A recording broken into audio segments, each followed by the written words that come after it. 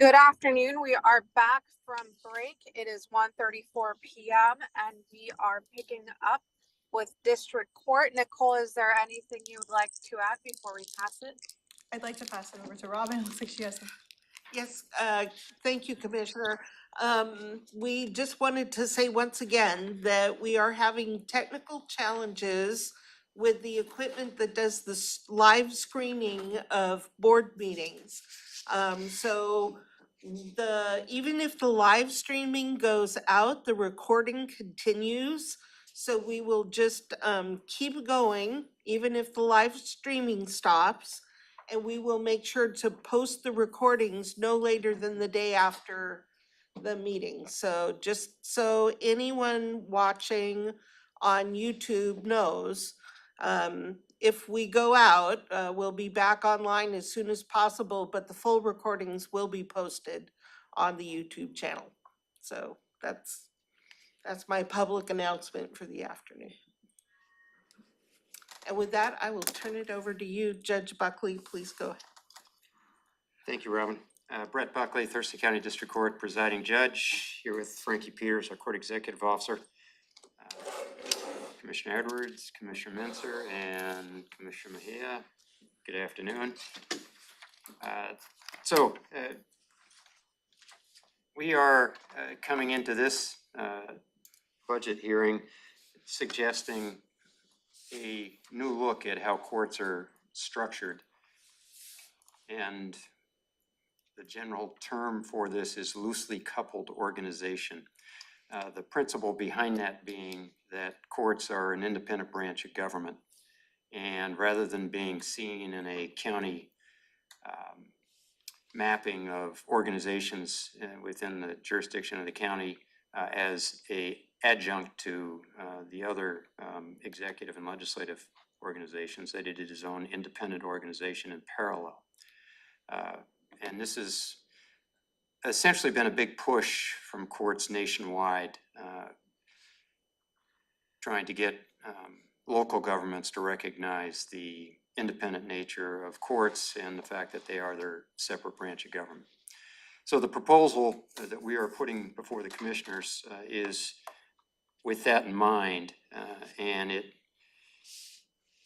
has some semantics to it, is that as we rename positions, but when we rename positions, it's more than that. You know, there's going to be money behind that because we're looking at elevating certain positions within the court system to reflect structures within the regular county system. So, for example, Frankie is as we call him, court executive officer under the county nomenclature. He's a court administrator, but that's more of that's not the appropriate title for somebody who is the lead of an independent government branch. In the view of those who are advocating for this type of approach, he should be the court executive officer. And our number two person shouldn't be the assistant court administrator, it should be the court operations officer. And our financial person shouldn't be, the financial division lead, they should be the court financial officer. Those would be three reclasses. And as I said, I'll acknowledge certainly that it's more than name only, because we have to recognize the positions that they hold and then compensate them commensurate. Now, I understand the context in which we are making this suggestion and the budget challenges that the commissioners face. So I appreciate that. But this is an item that has been on courts' agendas for the last few years at the national level. And we are undertaking it for the first time here locally and bringing it to the commissioners and saying this is really how we believe courts ought to be viewed. And so we're going to put this proposal before you. Our view of it is it's sort of a mid-ground proposal. We haven't gone to the extreme and said, look, here's how court executive officers and all the different courts around the country are being compensated and that sort of thing. We're just saying, here's what we think is reasonable at this point in time. And it's, and these are not add-on positions, these are positions currently, so I will be talking about new positions we think we need. But, you know, so I understand how all this plays out, and you're thinking, oh my gosh, we don't have the money to fund what we do, and now they're telling us we need more. But anyway, I think it's important that the commissioners understand what the courts think about how we're structured and where we fit within the definition of county government. So we have provided slides and. Can I ask a question in regards to Sure. the first initial presentation, as you've kind of stated with it, which is this restructuring, right?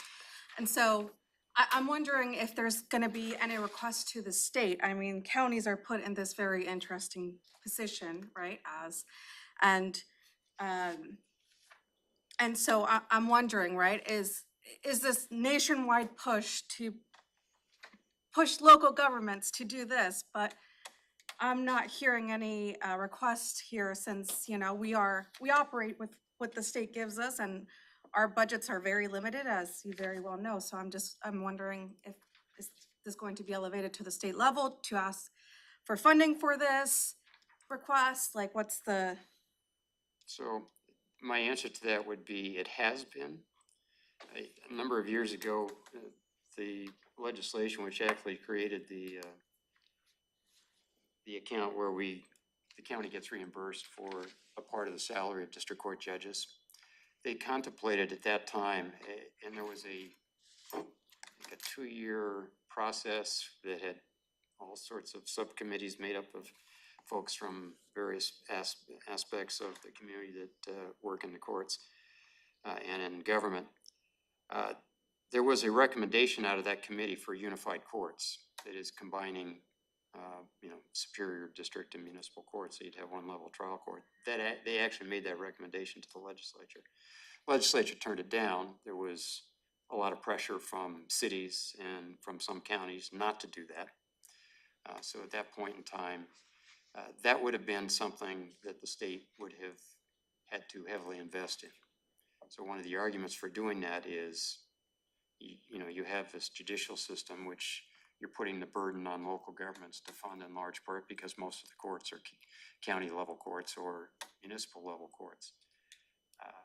So surprisingly, there were some counties and cities that strongly resisted the effort to create unified courts because, for a variety of reasons, I don't want to speak for them.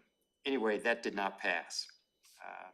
That issue has been before the state legislature a number of times. I don't think it's dead. I think there is at least some pressure still to work on combining district court and municipal courts. So for example, at the county here, we serve as the municipal court for the city of Lacey, for the city of Tumwater, for the city of Rainier, not for the city of Olympia or the city of Yelm.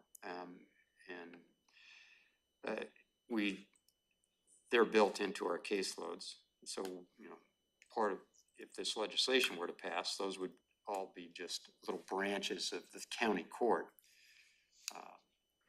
And then if we had unified court, then Superior Court, which has greater state level funding, the state there would be a lot of pressure on them to then fund the whole court system in the same way that they fund Superior Court, that is adding a greater percentage of the costs. So certainly something that the counties, Association of Counties wants to bring to the legislature, that would be entirely appropriate. But our experience was in that discussion, there was a split among the counties and a split among the municipalities as to whether that was a good idea. Some counties wanted to remain what they thought was a little bit more local control than having a unified court system. So I think I've always been an advocate of greater state funding for courts, because a lot of the obligations we have are state imposed, and I'll address that when I address your request that we come up with budget cuts, and I'll talk about that in that context. So, I fully understand that the state tells us we have to do certain things, and then those certain things cost money, and then they say to the county, fund those things. So understand that, but I do think this discussion is important, and we believe it's important. That's why we want to bring it to the commissioners and say this is where we think courts will ultimately end up, and this is definitely where the direction courts are going. So want to have it out there for your consideration. Any other questions on this concept? And you have information in your packets that details the essential costs of all these. I think under our suggestion, if you made the reclasses in accordance with this structure that we've talked about, I think it comes to approximately $180,000 general fund increase to do the different positions that we have discussed. And we've laid out the cost for each of the specific reclasses. We think it's an important approach to take to assure that courts maintain their independence and that courts are seen as an equal branch of government. But I won't hammer this anymore. I'll just let you know that you have the proposal. It's there, and we take it seriously and think it's important. As part of the reclass, outside of that sort of philosophic change in how we look at courts as an independent branch of government, we've also proposed reclassifications for a couple of our positions currently in the court. One is the adult probation supervisor.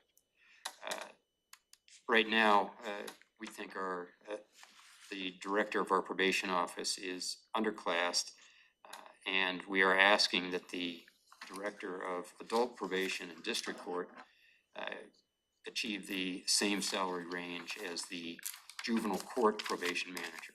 In my mind, there's no logical explanation for why that should be different, but the juvenile court probation manager position is paid more than the adult probation manager position at district court. And that reclass would be approximately $15,700 that were to be done. Also, within the court, we have the position of judicial assistant is what we call that position. Under a philosophic change of approach, or probably in a better definition of duties, that position is the equivalent of a commissioner's executive aide position. We have one judicial assistant for 4 judicial officers, as opposed to one executive aide for each of the commissioners. And so if we were to fund our judicial assistant at the same level, to us that makes sense, because that person serves that same role but has to serve it for 4 people as opposed to 1 person. And that would make sense for both our current structure and for any change in structure. We also are suggesting some reclassifications of positions subject not to the general fund but to the treatment sales tax. And these positions were run through the treatment sales tax board. The first one would be the care coordinator position. Those are essentially the social workers, of which we have 3 now in mental health court and veterans court.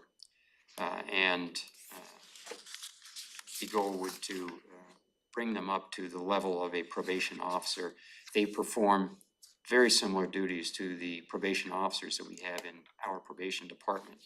And it's hard to justify to those folks why they aren't paid at the same rate that the probation officers who currently are located now downstairs, and the mental health court folks are located upstairs, but they all do very similar work at the same level of case intensity. All of those folks are really having to dig in on the cases that they have on their caseload and or do the same type of work. The manager of that program also is underfunded currently and should be paid at the probation manager position, as our probation manager is for managing the same folks. And we would ask that reclass occur as well. So those would be 2 reclasses. And by the way, the Treatment Sales Tax Board has recommended support of both of those provisions. They would be funded solely by the treatment sales tax, not general fund. Real quick, Judge, on your Yes. judicial assistant reclass, Mhm. is that, how many judicial assistants are there, and is the money total there covering the whole fleet, however many you have, two, or you used to have one? We have one. Oh, you have one. One judicial You assistant said for one four. per four, No, yeah, we have one for 4 judges. but you have more than 4 judges. We have 4 judges. Oh, district court. District court. I'm thinking of, okay, all the judges. Okay. Judge Wilson will address their needs. Right, I was thinking Superior Court, so sorry. So we have one for 4. Got it. All right, I warned you. I said not only was I coming in with a reclass that has nothing to do with ads, but we had ads. So I'll run through our ads. I mentioned the probation folks. We currently have 2 probation counselors and 1 mental health probation counselor, which the commissioners had previously authorized a couple years back. We are asking for 1 additional probation counselor, and the reason we're doing that is our probation counselors have a caseload that is almost, or had been almost 3 times the recommended caseload for somebody dealing with the folks that they have to work with. And just so, I suspect you know this, but I just want to say it since the public is watching this as well.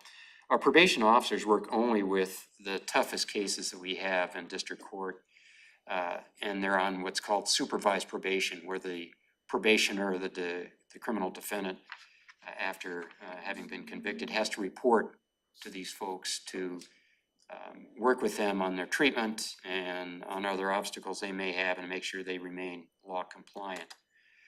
So they're doing really hard work, really intense work, and they're working with, typically in district court, they're working with either domestic violence offenders or repeat DUI offenders. So we were faced with the issue of them being 3 times over the recommended caseload for an effective probation counselor last year, and knowing that we couldn't make a budget request for it, we didn't, but what we did do was we reduced the number of cases they could hear. So right now, or that they could work with, right now, you cannot have a supervised probation officer, counselor in district court unless you have 2 or more prior DUIs. So, if you, actually, I think it's now 3 or more, I'm sorry, prior DUIs. So if you have 2, you're not gonna have somebody working with you. And those folks, if they already have 2 and they're here on another one, they're a problem. I mean, they're making very clear that they have a problem, and we don't have a probation officer who can work with them. And so they can only work with those folks and only domestic violence offenders. So we have them working with domestic violence offenders. But those are all high-risk folks. It's important that they have somebody working with them, and we have fewer of the high-risk folks that can work with them now because we've had to reduce their caseload. They still have a caseload that's almost twice as what it should be. So as the cases keep being filed and we keep getting more of them, we're gonna have to tighten down even more the cases we send to them. So if it's gonna be, you're gonna have to have 4 DUIs before we get there, or maybe we're gonna have to start putting restrictions. If this is your first DV, domestic violence, then you don't have to go to see the probation counselor, but you're gonna have to do it if you have a second one. And these are hard discussions to have because we have these folks in court and we understand the risk they pose to their immediate environment, to the community as a whole, and we're reluctant to not take them off supervised probation, but we're left with not many options. And just, to make it even more real is that there is a risk that if there's inadequate supervision of those cases that they have, in which they have too many, and we're acknowledging they have significantly too many, that's a risk management issue. So if somebody on probation is not properly supervised and gets involved in an accident that leads to a claim against the county, that's a risk. So having a caseload that is so significantly greater than the recommended caseload for probation counselors puts us all at risk. And this counselor would help us reduce that greatly and get us down much closer to an acceptable caseload for our probation officers. To support that probation officer, we were also asking a general fund probation clerk. Clerks assist not only the probation officer, but as we get more and more cases filed, we refer those that can't go to supervised probation are on what is called monitored probation, which means they're being monitored only by clerks, not by the probation officers. So the clerks have to take in the treatment reports.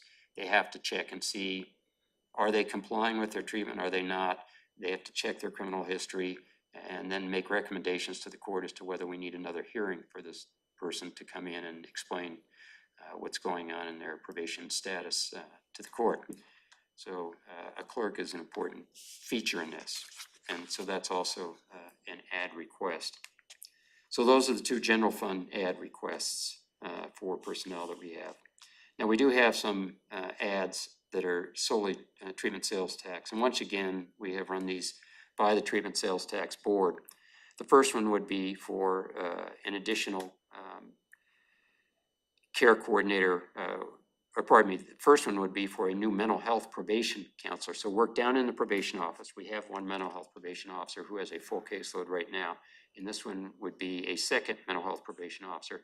And I know we are all aware of the increasing presence of mental health as a concern for folks who get incarcerated in the jail, folks who get arrested.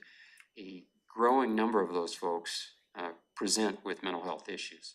So when they come to probation, if we have a specific mental health probation counselor who has background in this area, then we can better work with those folks and get them. We're more successful in getting them into the services they need to address the behavior that got them into court and contribute, we hope, and pretty confident to a decrease in recidivism for folks who are generally really difficult to achieve that success with. So the Treatment Sales Tax Board has supported that. What they say in their support is that they are recommending that position, if approved, would begin in April. So there would be a 75% budget hit for this coming year from that position. And we're fine with that. We can work with that. Does So- that help you with the earlier, I mean, I'm sure you probably need both, but I mean, is that if you've got enough mental health cases that I would imagine that would help getting your caseload ratio closer to that target? Yes, it would definitely assist. It would take some of those cases that now, just because of the high risk that non-mental health probation counselors are having to hear, and we could move them to probation counselor. We would anticipate that this probation counselor would have a full caseload, as soon as they were familiarized with the office. It's not gonna be like they would ramp up over a year or two. They would have a full caseload pretty much right off the bat. And I just want to point out, as far as the caseloads for those positions, mental health probation counselor, because of the services that they provide, their caseload is smaller, similar to our care coordinators. So their caseload is going to be at about 50, as opposed to our supervised probation counselors, where their caseloads can fluctuate anywhere from 150 to 170. So it would relieve, if that's what you're asking, from that supervised caseload, but only to that extent, that approximately 50. And for a supervised probation counselor, what's their recommended caseload? It's about 80. 70 to 80. And, we watch that caseload, fluctuate. We've gotten it as low as 125, and then, we get more cases coming in, and, we're now pushing the upper end of that. So that's why, it's a concern, both for us as in the court, as we see, their effectiveness and the drain it puts on the probation officers, but also the risk the county faces when, we're carrying that type of caseload. With the mental health probation position that we've asked for under the treatment sales tax, we've also asked for a mental health assistant one. I will tell you, the board did not support that. We are still asking for it, but it was not recommended by the treatment sales tax board. So I want to be really clear about that.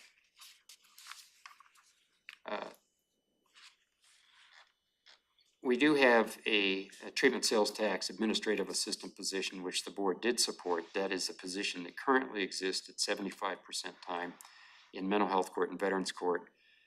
The activity level for that position has increased significantly, and we're asking to bump that up from a 75% position to a 1 FTE. And the treatment sales tax board supports that under the same discussion as before, that that position start as a full-time position in April, so that there would be a lag in some salary savings to lead into that becoming a full-time FTE. So those are the ads as far as position goes. I'd be happy to answer any questions on that, and then I'll get into some ads that aren't position.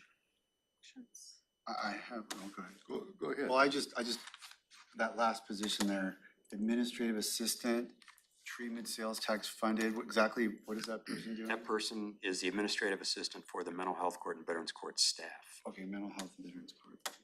And right now, they've been at that position as a 75% position for a number of years, and It's not adequate. not in our opinion. We miss them when they're not there. Work sort of piles up.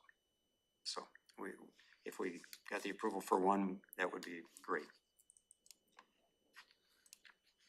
Go ahead, Commissioner.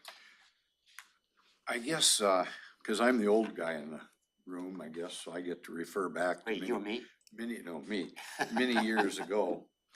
I worked in a law enforcement agency that we went through some financial tightness, if you will.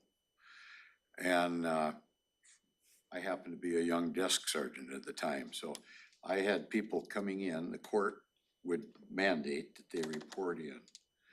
And I don't know if I was the counselor, the probation officer, I don't know what my role was exactly, but go see the desk sergeant when you go to work, or whatever your situation is, and there's a prescription bottle there for you. And it was my job to make sure that they took this pill or that pill. I mean, we all know that in the jail setting, we oftentimes stabilize folks that are in need of medication from a mental health perspective. Once we release them, they get off, you know, and pretty soon here they come back again. So I guess here we are in very tough times right now, and I think everything you're talking about is very much a necessity to deal with for public safety, but when there's only so many dollars. So is there any reason that we couldn't kind of revert back to days of old when maybe the police are there 24 hours a day? Okay, you're working, you're out of jail, you report in, you take your antabuse or whatever your product is to keep you stable. Why can't we get back to utilizing all the resources and kind of share the responsibility? And the taxpayers are the ones that are the beneficiary. Plus, the individual that's fallen in the criminal justice system comes out as well too, because they're not being incarcerated, they're able to work. We've got electronic monitoring, and we've got electronic monitoring that detects alcohol. We've got some technological advances that we could use along with that old philosophy of check in. You know, you didn't check in today, you get thrown in a bucket. It's pretty simple. You know, we'd go pick them up at work if they didn't show up. And the word gets out. Once that's gonna happen, pretty much everybody shows up. And it's all under order of the court. I think one of the important pieces with probation is that probation's changed. It's had to change over the years, especially with the clients that are coming in, those that are being charged and coming before the court. It's not, there is the compliance with the court orders that they are monitoring, but a lot of the service that's being provided now is making sure that they have access to mental health treatment, any other treatment that they need, substance use, housing, jobs. Our probation counselors are now directly involved in assisting with providing those services to that extent. So the nature of the work has absolutely changed, especially in recent years, but over the last 10, 15 years, those needs have drastically changed away from just your standard compliance with an order and what those resources are to ensure success, not only during that probationary period, but ongoing beyond. We're actually doing that now with our LEADS program and with the peer counseling and some of that kind of stuff through, I always get the acronym mixed up that we're on. OHRS or? Yeah, I EHS? mean, we're sending these folks out with the officers, doing everything we can to keep them from being taken into custody, get them the treatment, do almost everything that you're laying out, but it's done in conjunction with, rather than maybe somewhat standalone. And I'm not saying you're standalone, I'm just saying times are tough, and if we can't fund anything, what can we do to help society be protected from that third or fourth, drunk driver situation? Because you're right, the whole family can get killed by one of these knotheads. So that's not fair to our society that we turn those folks loose unless we are overseeing them. And if we don't have the resources to oversee them, what's the next best thing? Can we partner with maybe other folks that are doing something similar? I'm grasping at straws. I don't disagree with anything you're saying. I'm just trying to come up with a fix, because I don't see any money. Robin told me we didn't have any money. Limited money, not none. Yeah, limited. and Very, very limited. we've asked enough that if you just gave us all your limited money, then we'd be happy. But Judge Wilson would be mad at me. She'd be mad at me too. No, anyway, I mean, I often wonder why we can't consolidate some of our activities. I'm not saying that you haven't done some of that, but we gotta do something better, because the resources just are not there, and they don't look like they're gonna be there for several years. I mean, the auditors, all the filings are down, real estate's down, sales tax is down. We're in a pickle. Yeah, I recognize that, and that's why I said I understand the context of these requests.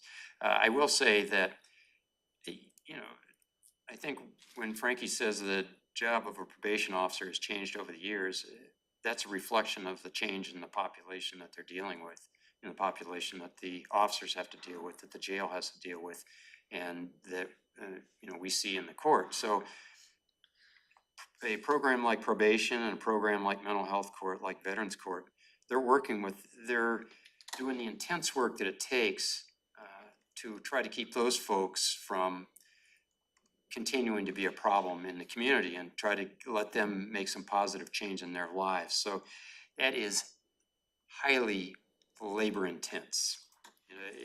I don't think we can solve it by saying, go see the desk sergeant and pick up your meds, because they seem much more needy than that. Well, yeah, but I mean, it's a step. Yeah, it is. No, I understand that, but right now, one, you can't incarcerate everybody.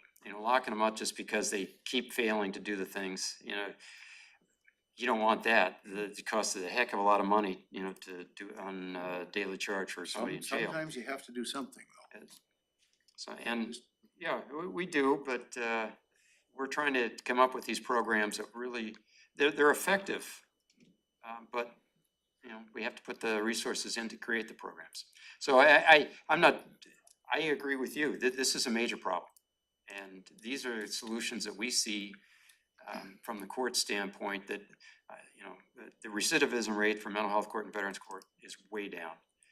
The recidivism rate for people on supervised probation is way down.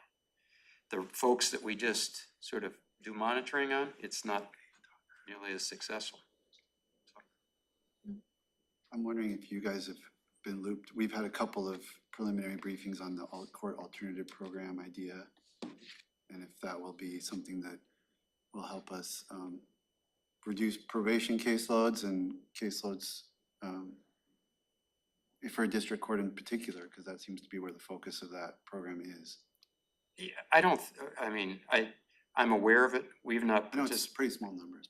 But. No, we've not been participated in any of the discussions to this point.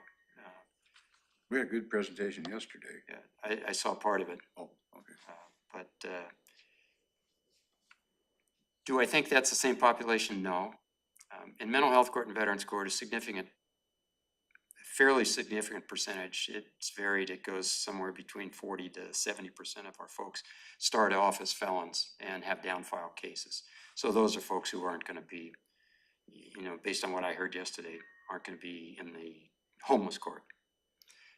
And then for the probationers right now, you know, because of our strict requirements to even have access to a probation officer, your third or more DUI and domestic violence, those probably aren't going to be in that court.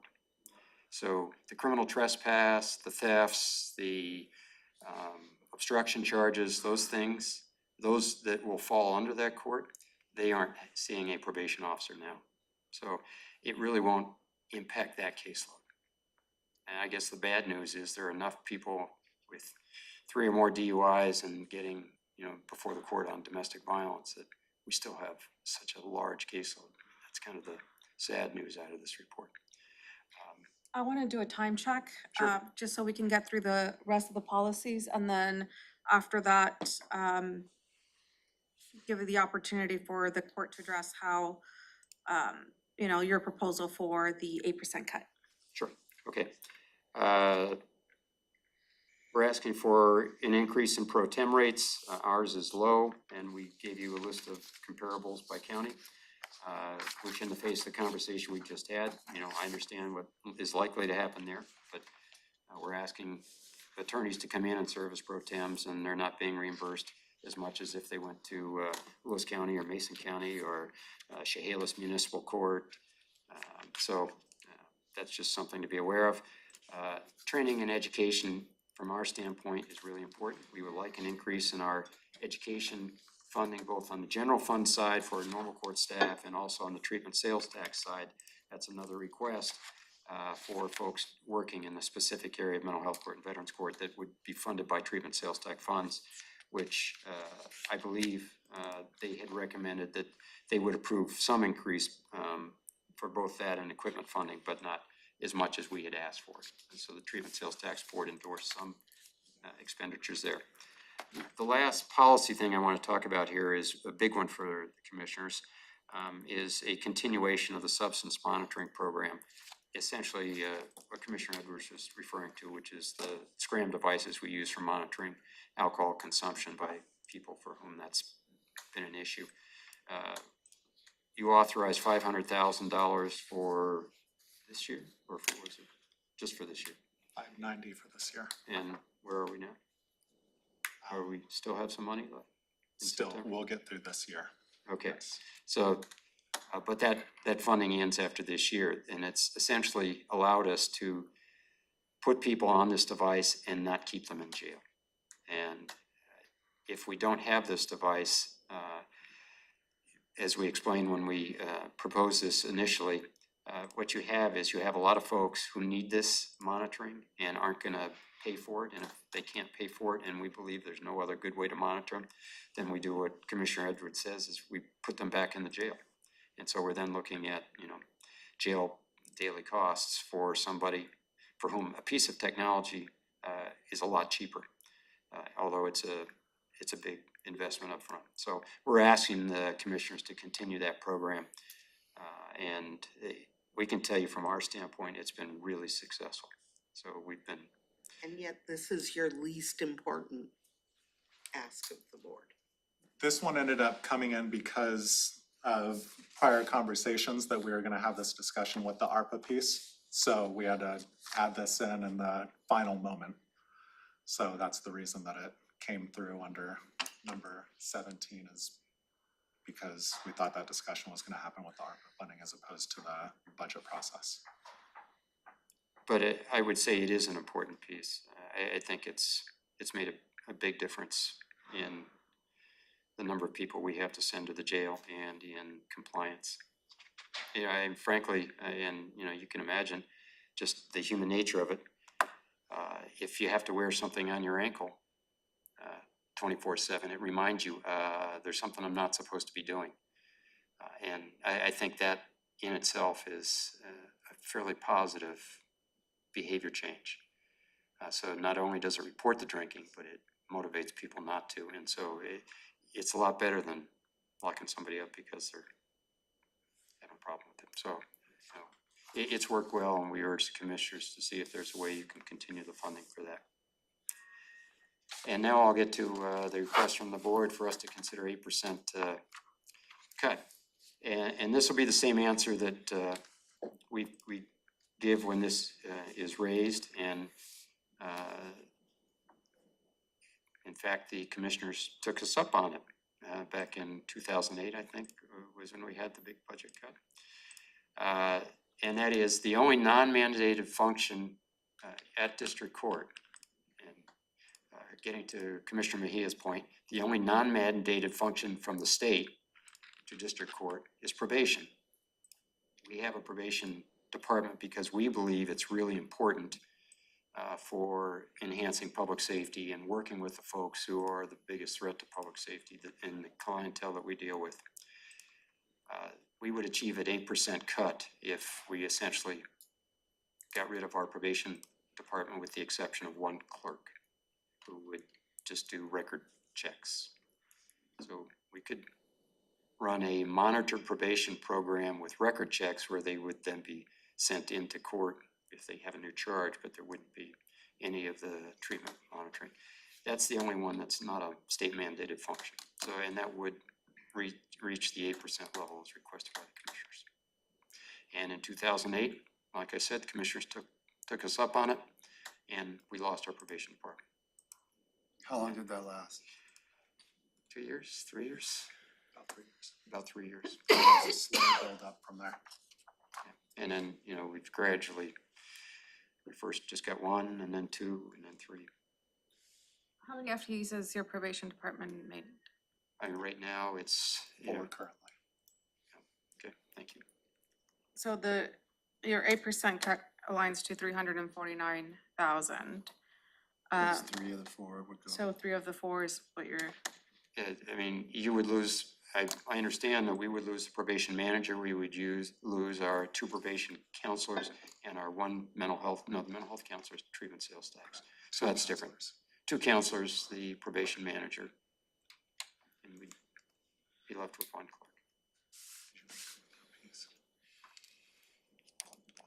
okay. Yeah, and just, I'm hesitant to say this because I have a note to myself, we do justice, not revenue. But I do want to point out that when we put somebody on probation, we do assess probation fees. And those fees all stay local, they aren't split with the state in any regard. Now, a lot of that gets unpaid because some of these folks have nothing. But we do assess those fees. So to the extent that we cut probation as a response to the request for budget cut, those fees aren't available. So it is a somewhat funded service, although I don't think the fees, because a number of them go unpaid, don't fully support that program, but we do assess fees. Is that data that we have that we can get from somewhere to tell us how much we're gonna lose by not having probation? Yes, Commissioner, I can look into that and get you that information, Thank follow you. up with you. There would But I do also, think most of them don't have much. Yeah, Hard to it's- get blood out of a turnip. It is, and just as an understanding of that, we appoint in public defense and somewhat over 80% of the criminal defendants we have before. So that means to some degree, they have indigency to some degree. Now, I tend to also explore a little deeper, and I will frequently impose some costs for the attorney. But it doesn't, cover the cost of the county at all of providing the attorney, but that money stays local as well. But, there's only so many costs you can put on folks who are homeless or folks who are just getting by, trying to work a couple jobs and all the different things. There is a light at the end of the tunnel. If our initiative passes, I guess that's gonna help. It addresses everything. The criminal justice, Safety tax. Takes burden off the general fund. right, yeah, it does. We'd like to see the courts get something out of that, but if it helps the criminal justice system, Well, I think you're that's, part of the criminal that's good. justice system. I'll ask the sheriff if I can borrow some money.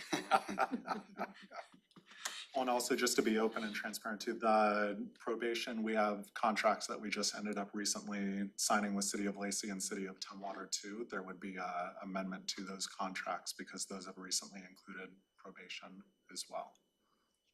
So those would have to be renegotiated, since if we have to cut probation, we aren't offering that service to the cities.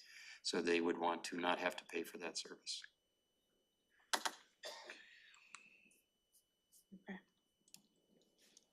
Well, thank you so much. It is 2:20. We've reached the Can I end. just make a comforting comment that Go. the public safety measure has a non-supplant as to current levels. But with this county growing at the rate that it is, our then ability to meet that need to have an independent funding source for the hugest part of the general fund, I believe would enhance the financial stability and ability to meet all the needs that you've laid out for the court. So it won't be direct in the first 6 months, but over a very short to medium term, I think it's gonna enhance financial stability for the county if it were to pass. And that would be great. So, Okay, thank you. Okay, 2:20. Thank you, Judge Buckley. Thank you, Frankie, for being here today. We'll go ahead and take a break, and then we'll pick up at 2:30 with Superior Court.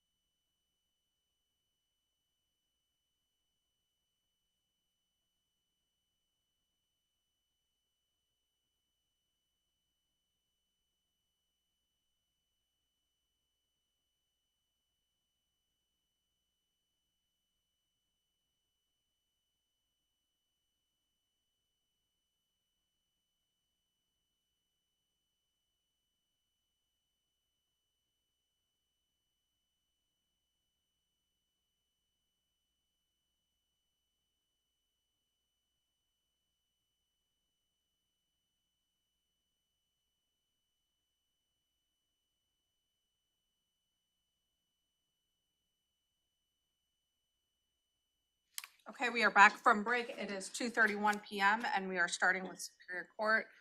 Nicole, anything you'd like to add or? Nope, pass it right over to the judge. Okay, Judge Olson? Thank you. Glad to be here. Appreciate the difficult task that you all have in front of you and appreciate the opportunity to be here to share our thoughts, our requests, and our suggestions. I want to start by introducing the folks that I have with me for the Superior Court presentation. I have Kristen Jensen, our Superior Court Administrator. For both presentations, I have our Senior Management Analyst, Georgia Christian, who helps both the Superior Court and the Juvenile Court on budget. And then when we switch at 3:30 for Juvenile Court, Ted Bryan, our Juvenile Court Administrator, will be up here in case there's questions that I'm not able to answer. So I want to start by overview of the Superior Court. Of course, the slide tells you that we're not district court, so we're the Superior Court. Doesn't mean we're superior, it means we're the trial court of general jurisdiction. Constitution set us up when the state was founded. It was the Superior Court and the Supreme Court, and as the state grew, we added lower courts of jurisdiction and the Intermediate Court of Appeals. So we are the trial court for all kinds of cases, except if they are designated for some lesser court or different court. So small claims and misdemeanors and all the matters that Judge Buckley talked to you about are at district court. But if you're not specified for another trial court to start your case, that's the Superior Court. So we hear felonies from a criminal standpoint. A felony is any crime, charged crime that has punishable by a year or more. We hear many civil cases, appeals from administrative agencies, juvenile offender matters, adoptions, dependencies. Dependencies, of course, are abuse and neglect cases, family law involving parenting plan disputes with children, guardianships, protection orders, and probate and guardianships. We are, as Judge Buckley emphasized, a separate branch of government, the judicial branch. And our mission is to provide access to justice by prompt resolution of all cases. Some of our cases have mandatory deadlines. Of course, under the Constitution, criminal charges and cases have to be processed on speedy trial right. And our court rules say for in custody, that's within 60 days of charges being filed, and for out of custody, 90 days. Now, that's not always the case under the Constitution. The court can make findings to extend that time frame, but that's the starting point. So for criminal cases, we have a very short time frame that, absent of a justification, we need to get our cases to trial. In the context of many of our cases, like dependency cases, we have a short time frame to resolve the petition. So 75 days from the filing of a dependency petition to making a determination. There are other cases, civil cases, ballot title challenges, where we have to make decisions within 7 to 14 days of cases being filed. For those that we don't have specific timelines, our Supreme Court has identified that we have to promptly resolve cases, that's part of access to justice. Timely access to justice is moving cases through the process in a timely way. And I have to emphasize when I talk about the court, because you've heard me for the last 2 years when I've been in this presiding judge role, that when we delay, there are consequences to real people. So if you talk about cases involving kids, delays mean there's not permanency. If you have a child who's in dependency for a long time and we can't reach a termination petition and make a decision, or a guardianship and make a petition or make a decision, there's more trauma to the children. There's likely more support needs in our community and from the courts. We know that if we hold people in custody or delay on any criminal case, that impacts their ability to serve the sentence if found guilty, get back to being productive if found not guilty. And so with all of our cases, the goal of moving our cases forward, timely resolution is critical, not just because the court needs to deliver that access to people who come to the court, but also because there are ripple effects in the community. When I've provided the commission updates over the last 2 years in this position, I've described the impact of COVID, and one of the impacts of COVID to the Superior Court is that we had a dip in case filings in most areas in 2020 and 2021. So what that dip translated to is, it was a blessing, if you will, because with a dip in new cases, we were going much more slowly through our caseload, but the new cases coming in were lower than historic. We were at that time figuring out how to process cases differently. Of course, with technology, remote access, challenges that have increased the time it takes in many proceedings. And then we've had some new laws that have given new responsibilities, new requirements.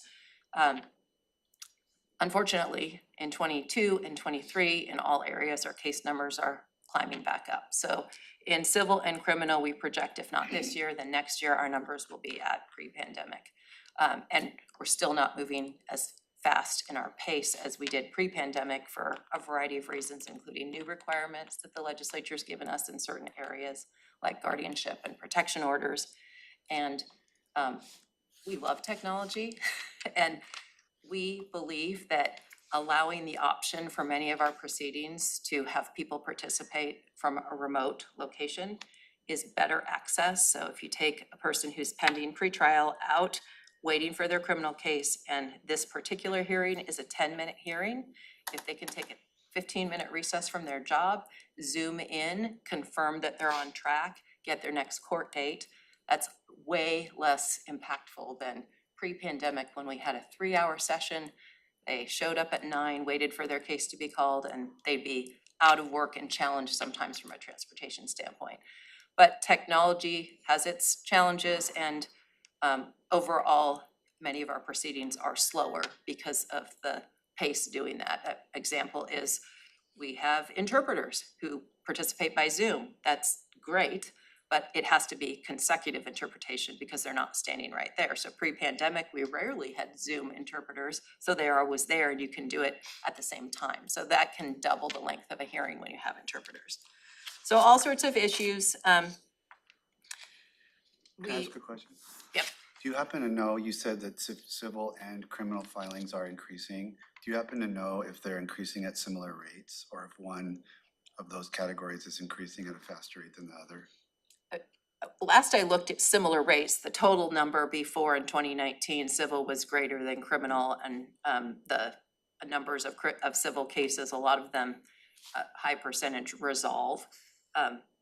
Somebody files a case and then you have an agreement. But the pace I think is similar right now.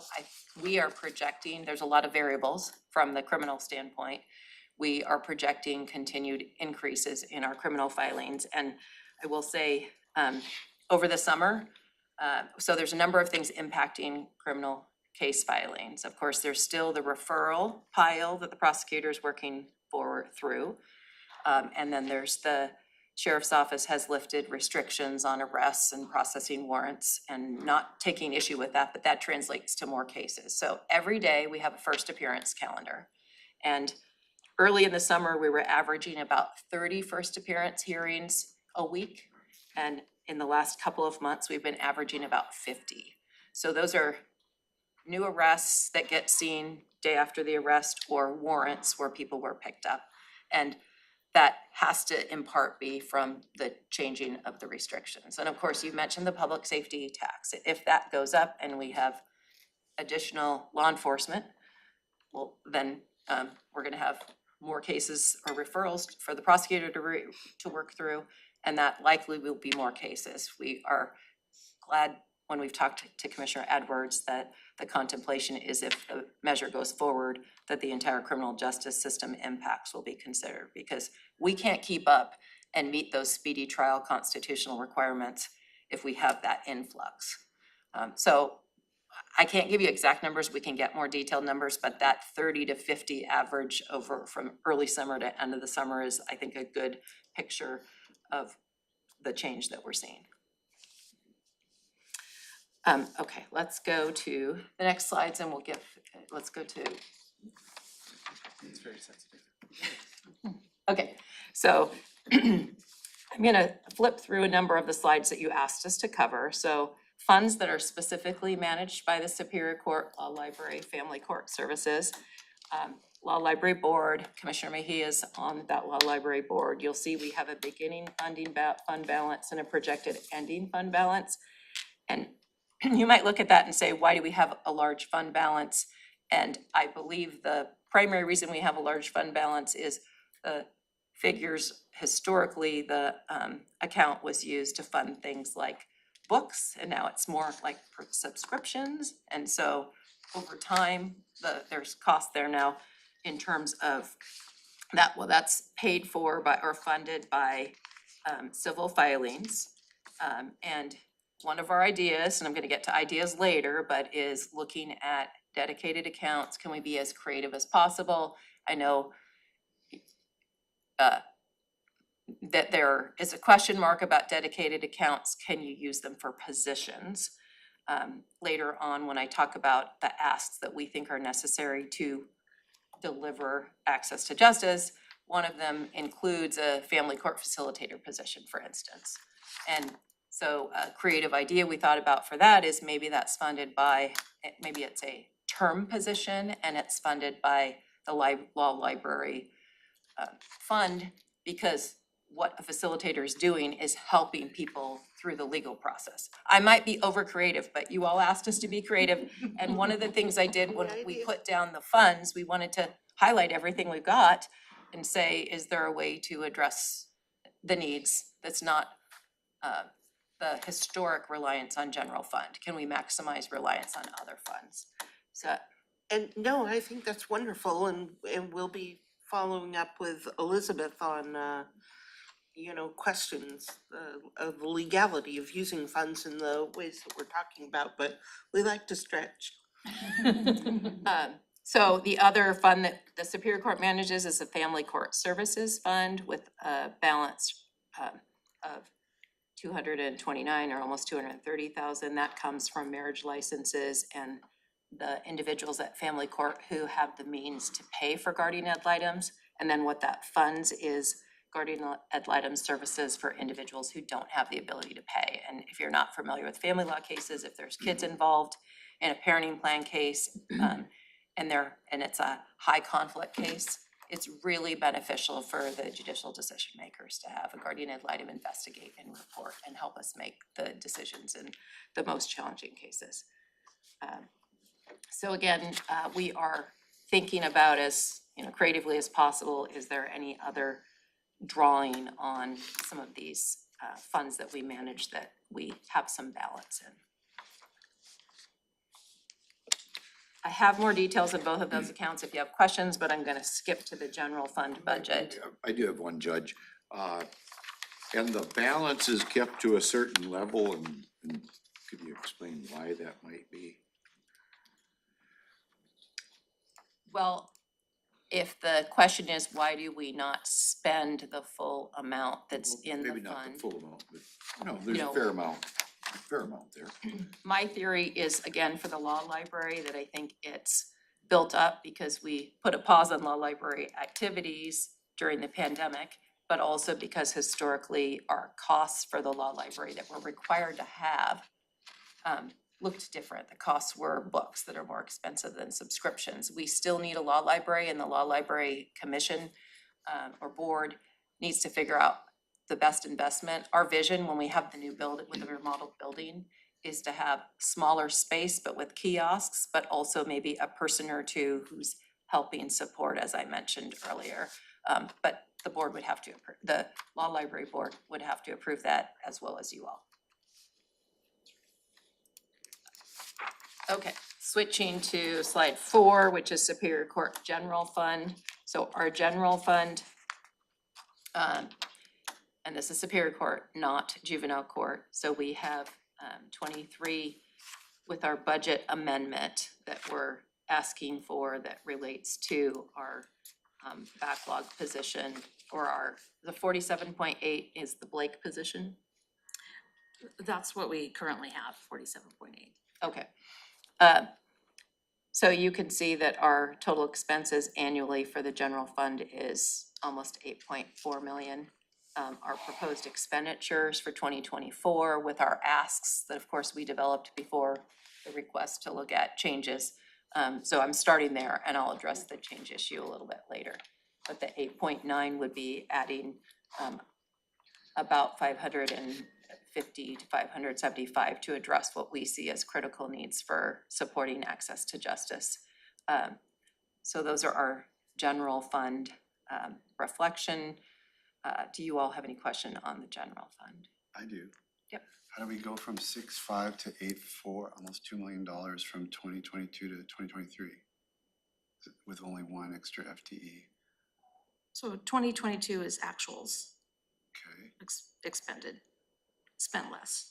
You know, So there was a Is that what you're asking? I believe the answer is the actuals for 2022 had significant savings from our budget because we had significant periods of time with vacancies. I think as with many other of the entities that have been before you, 2022 was a really bad year for hiring. We're in a better place right now because we filled many of our positions. And What so would the I, budgeted amount have been then for Look 20? that up. If I could, that would be helpful. Sorry to cut you off. but- no, I think that's the right question, great question.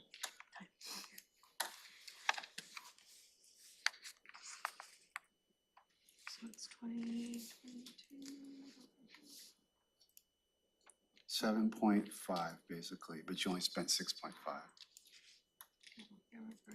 12.9%. Then it went up to 8.4.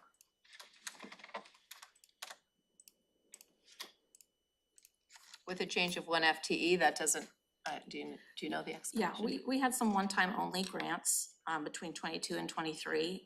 We had a large pro tem grant to address the backlog from AOC. We also had a second, our audiovisual grant was about $280,000. So you're gonna see them added and then taken back out again. Okay, So big adds and then the one-time only. so the 8.4 of the budget, which is not the actual under 2023, it's the general fund, but it accounts for the AOC grants that we sought to address. There were 3 different grants: Courtroom of the Future, Pro Tem to address family law backlog, and AV grant funds. So is it more accurate to say that you're kind of more taking out the grants that were one time? It's really a 7.5 up to 8.9 for. I'd have to give you a factoring- more accurate number, but yes, Yeah, so yes. For 2022, $7.5 million, and as you're alluding to, there's grants, so you have one-time expenditure authority within there. And so in 2022, the actual budget was $7.5 million. in the So then budget. our 8% would be a lower amount, so that's good You have news. vacancy savings. Yeah. In 2022, that shows why you're only seeing 6.5 up there as an actual And they're amount only anticipating reverting about a 340,000. this year. Yeah. Mhm.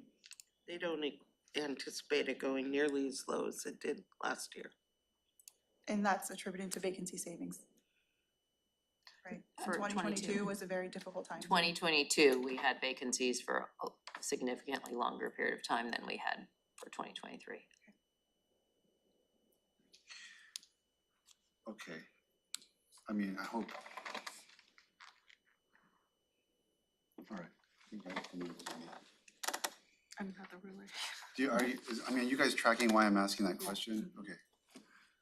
Because you were saying, well, you were looking at those numbers saying, well, we're asking for an additional, Right.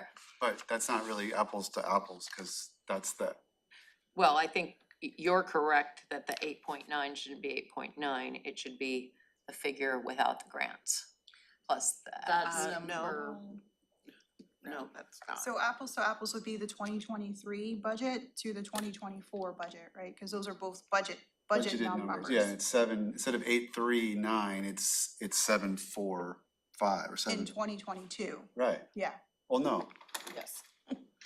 2022's budget was 7.5 million. But what they The actual spent. spend was 6.5. Then they Oh, got okay. additional grants and stuff. But that my point is the 8.3 is a reflection of, as I understood from the court, one-time grants. Right, and those would be reversed in 2024, but you don't see the reversal because it also includes everything they've requested. That's what I'm saying. I'm trying to Yeah. scope out Right. the magnitude of Yes. the Right. number of assets that you have. And it's not just 500,000, it's really 1.4 million. Well, we didn't intend to ask for anything that I'm not gonna cover up here, so Yeah. it might be a math issue. We didn't Yeah, intend to just a ask math issue. I'm for just trying. anything that equates to those one-time grants.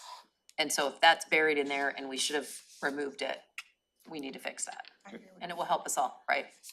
saying. I understand what you're So I saying. apologize if we should have caught that. We calculated the 8% on the base though, and the base removed any one-time items. Okay. Mm-hmm. Well, I was just trying to make sense of the chart. I mean, it's two, like, getting the understanding between what was budgeted versus what was actually spent, and that's not always that different, but in 2022 for Superior Court, it was hugely different. And so that skews the way I analyzed those numbers up there in terms of what the point that was being made by Judge Wilson. Stated another way, 2022 looks like we have a higher budget because we brought in our grants, or we have a lower budget because we had vacancies. And Right. then even though the grants straddled 22 and 23, we got most of the grants in 23, and we also had our positions filled. So 23 looks Inflated high. inflated. Right. So we have to get our numbers with the help of all of our budget people to the right numbers. Are you all ready to move to the next one? Sorry about that. Okay, the other source of funding is treatment sales tax. And treatment sales tax funds our therapeutic courts. It funds a lot of what county government does. And so we have those specific FTEs that address our therapeutic courts, again, our DUI drug court, family recovery court, we refer to it as FRC, and Safe Babies Court, although Safe Babies Court is a newer program that's funded by a separate grant. So I don't believe it's captured in here, is that correct? Safe Babies Court in the TST. Right, it is not, it's in the general fund.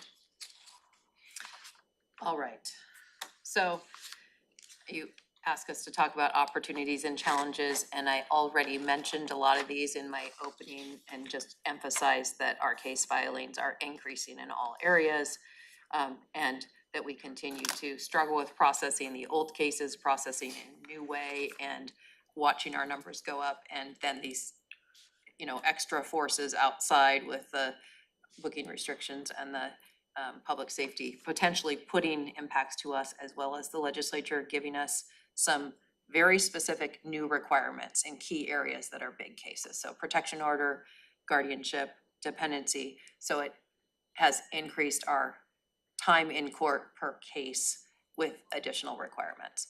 And then the technology that I already talked about, it enhances access to justice, but it slows things down, and we are challenged at times with our technology. So our opportunities and challenges are working partnership with all the criminal justice stakeholders to address the increased need and figure out how we get the most bang for our buck, and the pacing and creative off-ramps and those sorts of things. And then, of course, working with the whole county on technology challenges.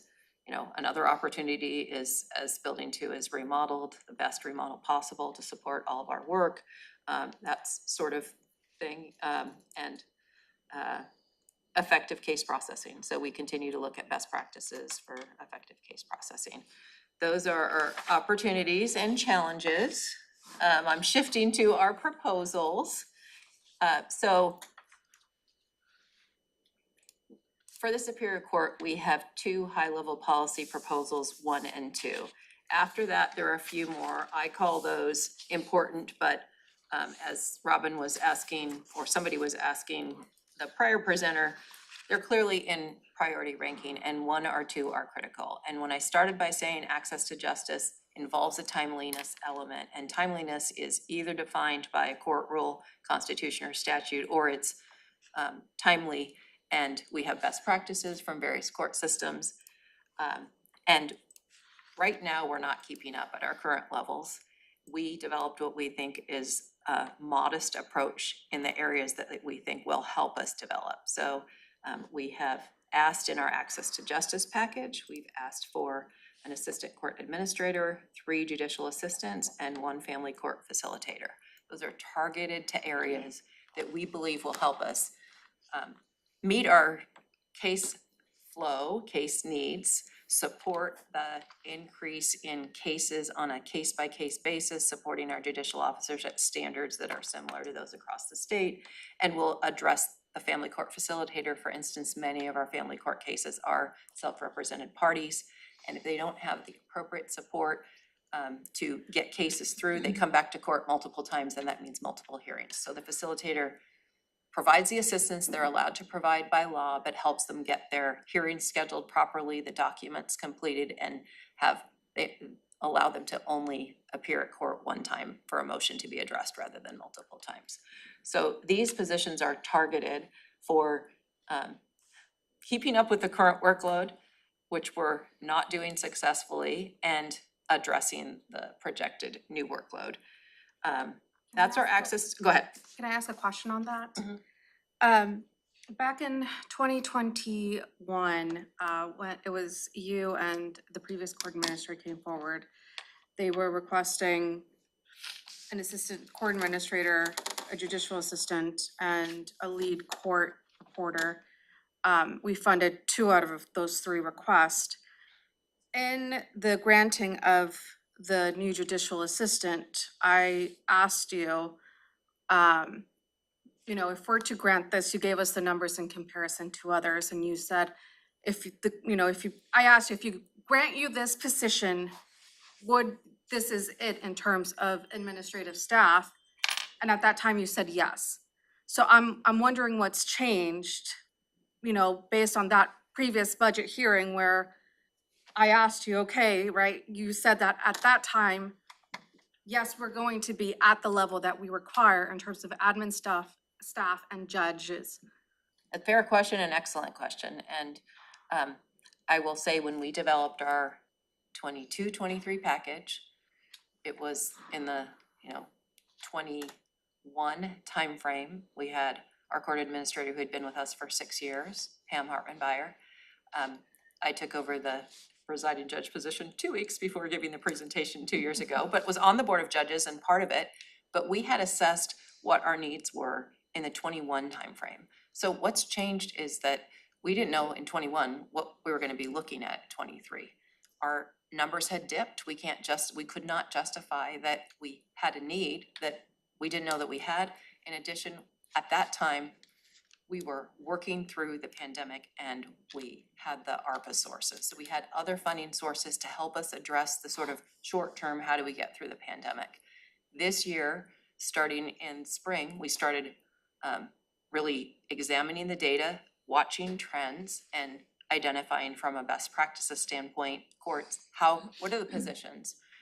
So yes, I may have said what you said I said about the JA position, but our numbers were looking different and we were relying for some positions on the ARPA and other funds. But I don't think you have answered your question because you have a puzzled look, so I'll try again. Just a follow-up, you know, because that number was actually based on a comparison of other counties and where you were based on that level of staff based on, you know, support staff based on the judges. And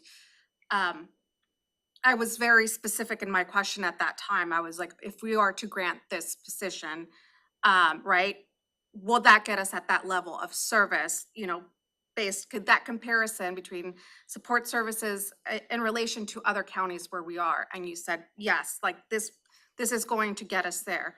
So I guess it's my just surprise to see an additional 3 judicial assistants being added onto this access to justice, right? Because at that time, it wasn't based on a comparison of cases being filed or it was based on a comparison based countywide comparison that the courts had done. And so I'll try again. There might be some additional information that would be helpful, but I appreciate that I said that and this sounds different. One of those 3 is a short-term Blake position. And so I believe at the time we knew we had that short-term, but we're asking for permission to continue to use the special Blake funds through next June. But that's when that funding is over. And so one of the 3 is the position that we were using at the time. So then that goes to 2. And so basically the data across the state, Commissioner Mejia says 1-to-1 per judicial officer. So if we didn't support our 3 and 3.2 court commissioners with a JA, I think my answer to you was almost correct with what I knew at the time. But we have our needs, given our workload, is all 9 judges each have a JA. That's a standard that we think is supported across the state. Is different than what I said last time. And then we have 1 supporting the 3 commissioners. if we got what we asked for. The change is thinking about our total package of 12.2 judicial officers a little bit different, and having the last 2 years of experience with the changes, and then losing the ARPA support.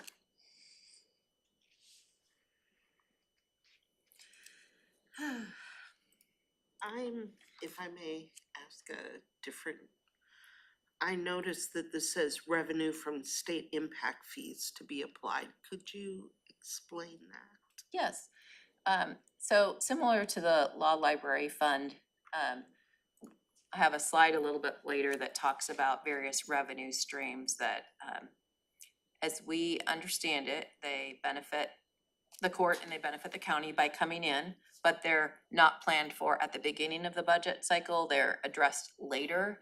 And our thought is, looking at every dedicated revenue stream that is specifically identified for court functions and counting on it at the beginning.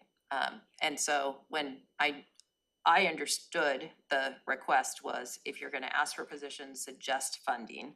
I know I didn't suggest general fund funding, but that particular revenue stream, we understand it's not in the book at the beginning, and we're suggesting, can we account for it in some way at the beginning? Because it's specific funds that are dedicated, that amount for the court, and the same rough amount for the clerk, because it relates to state process cases.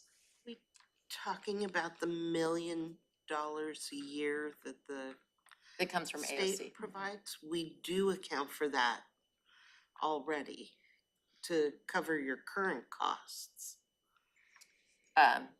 We do account for that. We don't claim it until late in the year, but we budget for it right now. Okay, So So- we're already, that's why I was curious about the, that was So- our understanding is, it's our court work on cases, including our state cases, are part of the general fund picture, and we don't, by paying the court back later with the state impact fees, we didn't understand that that's accounted for up front. So we were just Yeah. looking for creative ways of thinking about it. no, thank you, Your Honor, that explains the statement, and that's what I was, and I'm just saying, we do budget for it. Yes. You're right, I understand that. Can I say Yep, a little please something jump about in. this? I was explaining it a little bit differently, that of course we get credit for it in our budget, but it really isn't assigned to anybody, right? It helps our overall expenses in the general fund for Superior Court, but is really not assigned to anybody, right? So, It is assigned to well, Superior Court. it was Because assigned to your current Superior Court, costs but are- we didn't purchase anything with it, I guess we could say. We purchase Then I'm- plenty with then I'm that $1 aware million of, right? services that the court provides. It's So an I- offset to your budget. Maybe we could Yes, it's have an offset, right. subsequent conversations about Yeah. this, and I'm gonna ask Kristen to hand around a general fund revenue managed by Superior Court, which is on this topic. We wanted to show you all the various sources, some of that, what we've already talked about, that are revenue sources. And Robin, you and your shop can help us think about these revenue sources. Do any of them provide opportunities that, like, underutilized, that we could creatively rely on? Again, I understand that there are budgeting principles, but we wanted to say, here's revenue that is connected with the Superior Court that we get through various ways. Some of them are grants, some of them are fees, revenue, et cetera. Some of them are dedicated for certain uses, and talk through each of them to say, is there room any place to help support the needs? So your overarching budget is $8.4 million.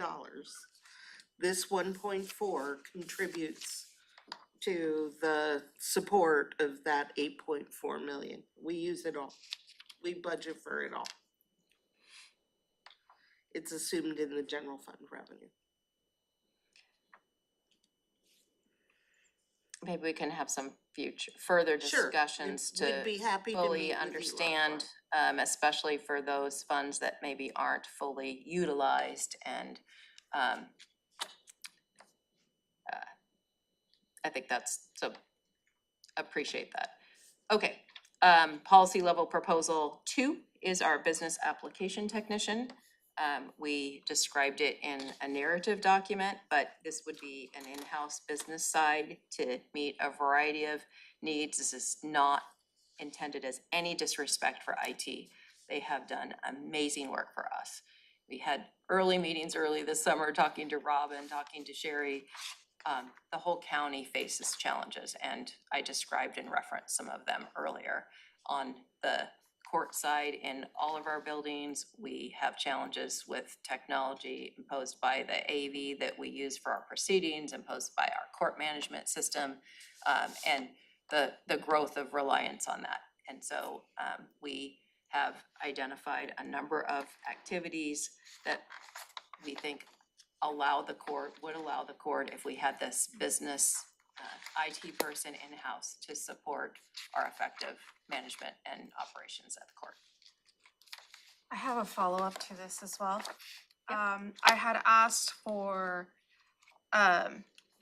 information from our IT department in regards to the types of calls that they get in terms of the level of complexity. And a huge percentage of that report that came back, it doesn't really demonstrate the, I guess, for a business applications technician, right? Just, so I'm just trying to understand, just based on that data that I received, and in that comparison, what is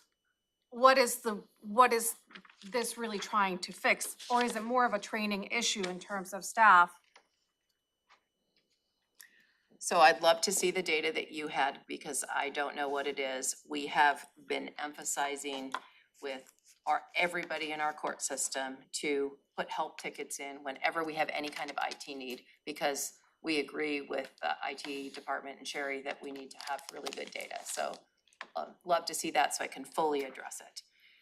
This position is for our website support, our case management support, our courtroom support, and to address, is it a lack of training? What it is we have been told by IT that level of support's not within the allocation they support, and I'm not complaining about that, but it is a need. And so what happens is our other staff who have full-time assignments that are not IT support end up not doing other things so that they can do the IT support, which is the courtroom technology, the website, the case management system, and the training of people who come in like me and have no idea what the technology is that I'm using it, and every new person. So that's the package of functions. And again, not intending to say IT isn't providing the support.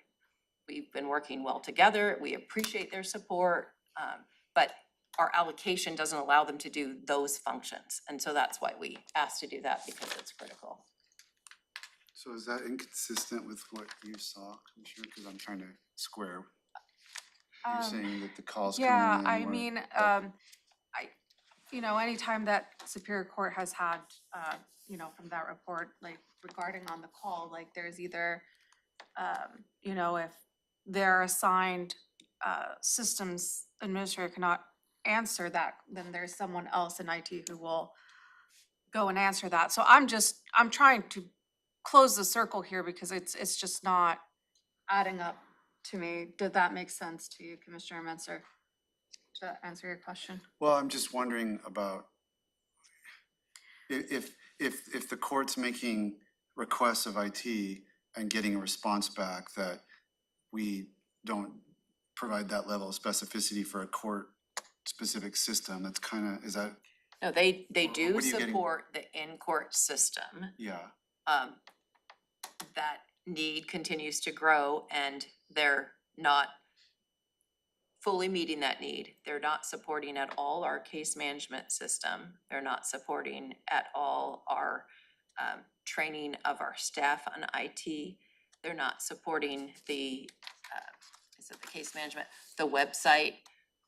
So there's several functions from an IT standpoint, and then there's that in courtroom technology is supported, and again, I'm not being critical of Sherry and the team, but from our perspective, there's not sufficient support to be fully supported, if you will.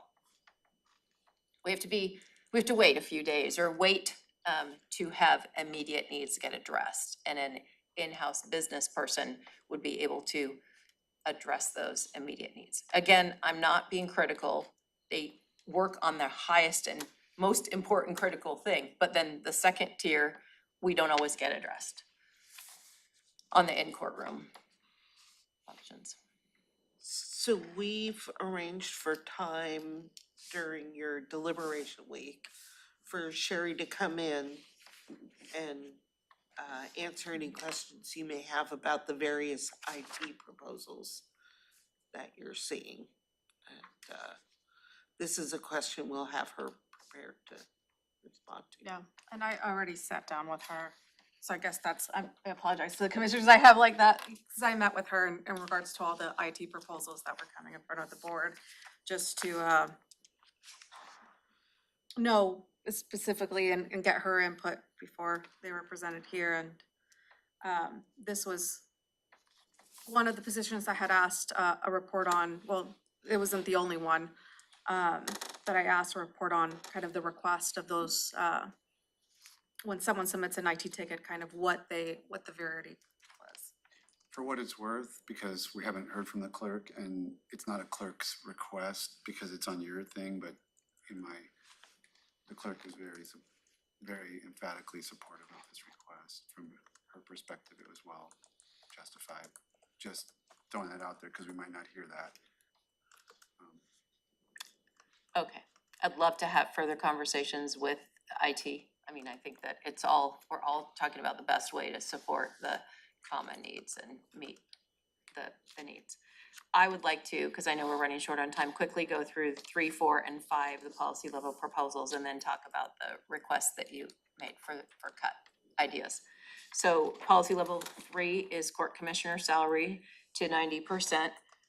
State law sets court commissioner salaries at between 85 and 90% of the Superior Court judge's salary. They're presently paid at 85. Many other courts pay at 90.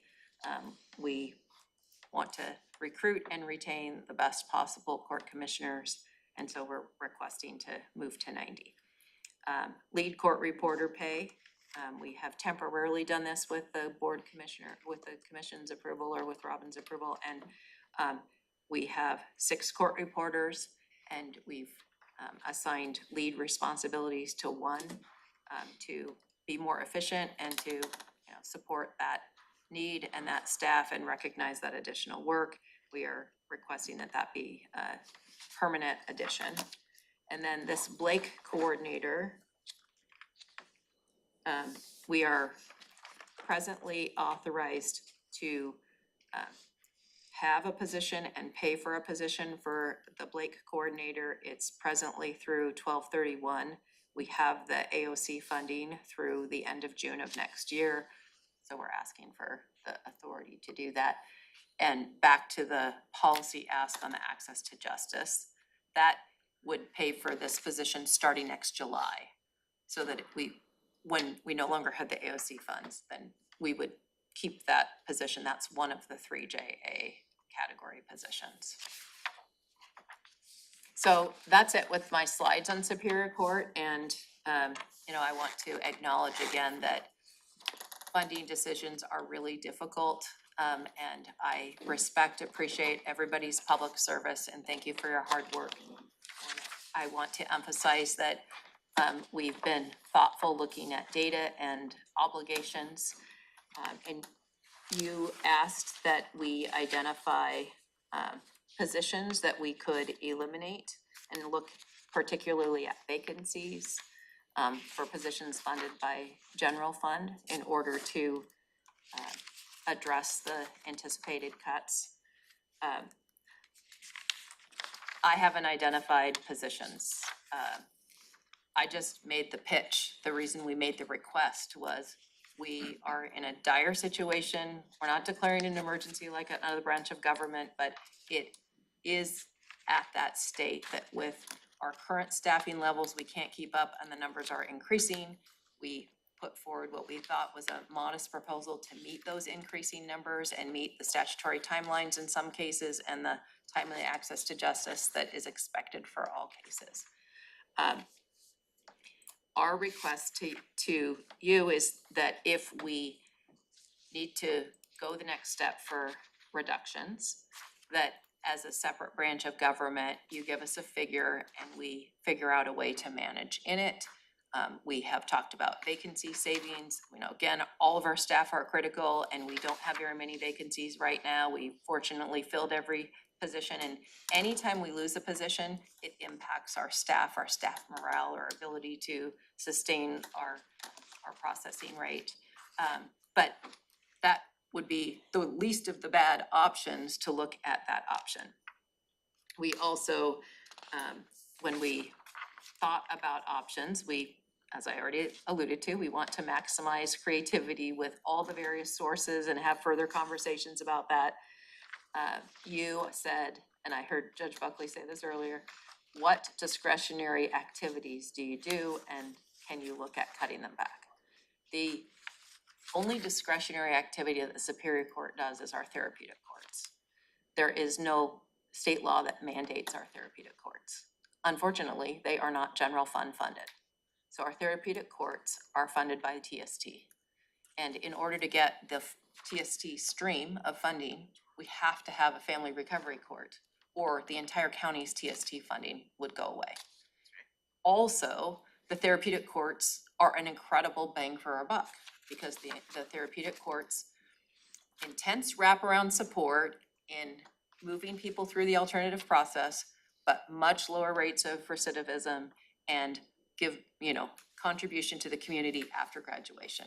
So we don't want to eliminate our only discretionary activity. But as we're looking across the board and looking at the difficult decisions, and we're saying, well, you asked us to identify what are the functions that have not been mandated by state law or mandated by the Constitution in terms of court cases or court functions. That is it, and unfortunately, it's not general fund funded. So, the last thing we wanted to emphasize, I heard Maria make her presentation on Monday. A small part of it is, I think we have to look system-wide and we have to consider ripple effects to staff. If we have elimination of positions, we lose even more staff, because I've seen our staff not be able to keep up, and then we have somebody out on medical leave and it's worse, and then somebody decides to leave because there's a position with the state that pays more and they can work remote 3 days a week, and they're buried on our work. So position elimination doesn't allow us to keep up, and it makes it worse because we likely lose more people. Ripple effects, as I indicated, we should look system-wide. Criminal justice, if the public safety measure passes, that's going to be more charging, more court cases, et cetera. So I mentioned earlier what happens when we don't move our cases according to timelines. If we are not enforcing the speedy trial rule, cases get dismissed. And of course, the public doesn't like if cases can't be prosecuted because defendants' cases have been dismissed. Kids languish, kids have more trauma, you have more ripple effect in our systems. We want to avoid that, and we are really wanting to work with you all on creative ways of approaching this. I am happy to answer any questions. Sorry I went a few minutes over. What did you think about the district court presentation of title changes and such? Are you guys involved in something similar to that? It sounded like it was a court, statewide move or national, At this state. time, a great question. At this time, we are not proposing reclasses. When we, as a board of 9 judges, starting in the spring, sat down and talked about what were our highest and greatest needs, it was what we put together and put in front of you. Is there reclassification that would increase the responsibility and the pay of some of our existing folks that would look like better best practices? Yes, definitely. But is that right now, given we're facing the highest and best use? we chose the path that we put in front of you. So, if we could do both, great, but I know we're not talking about doing both, Commissioner Edwards, but I really appreciate the question. There's nothing theoretically speaking that would be like if Judge Buckley had convinced us, he's absolutely right. Like theoretically, the same thing would apply to your shop as well, correct? Sure, I mean, he described a lot of positions that were district court specific. There's a couple of the initial positions that we have equivalent positions. The executive, And- operations, that kind of structure that he was laying out would apply to Superior Court in theory. In theory, I will be honest, I haven't gone to, a session that says, here's what this looks like for the Superior Court. And of course, we have, like double, because they have 3 judicial officers, 3 judges, 1 commissioner. We have 9 judicial officers. Actually, we have, triple. I'm not good at math. I've already shown that. So 9 and then 3.2 court commissioners. So, our numbers are different. And, but I think it makes a lot of sense what they put forward. I haven't applied it to the Superior Court. Okay, so from when we sent out the email, it was Superior Court was at 636,000 for the amount. And I know you will work probably with our budget team to possibly, but you mentioned us giving you that figure and doing it with salary savings, and there's a specific reason why we don't want salary savings, because that's not a long-term approach of handling a budget cut. And I think we were all very specific on that, like, well, you will have savings maybe 1 year, you won't have them the year after. And so, when you're thinking about these cuts, it does have to be long-term. And understanding that you're in a very difficult situation, we've heard from several this week who are also in a very tight situation. The board of it is also facing those same cuts, and we're in a very tight situation, but it's just unfortunately kind of the situation that we're in. If you do have a proposal, we will be deliberating here soon. Like to hear what those are. Not, the board will be deciding in deliberations on what those cuts will look like. So this is just simply an opportunity for the court to have some input on that. I appreciate that, thank you. Okay. How about, maybe I can say one thing. Okay. Because the public may or may not be watching, we like to have them know that we're in a tight situation. And if the money's not there, all you have to do is look at revenue, and sales tax is flat, down and flat. REIT down and flat. Filings with the auditor's office where a bunch of funding come down and flat. So, we feel your pain, don't worry, we really do. We just don't know what we can do to overcome that. So if anybody out there has any ideas that we're missing the boat, let us know, I guess, because we're not the only jurisdiction in this situation. Municipalities are not even close to the funding mechanisms that counties have, so we're in a tight spot. Well, it's 325. For the lack of funding mechanisms. Yes, from the lack of funding. 325, we will be picking up at 3:30 with juvenile court.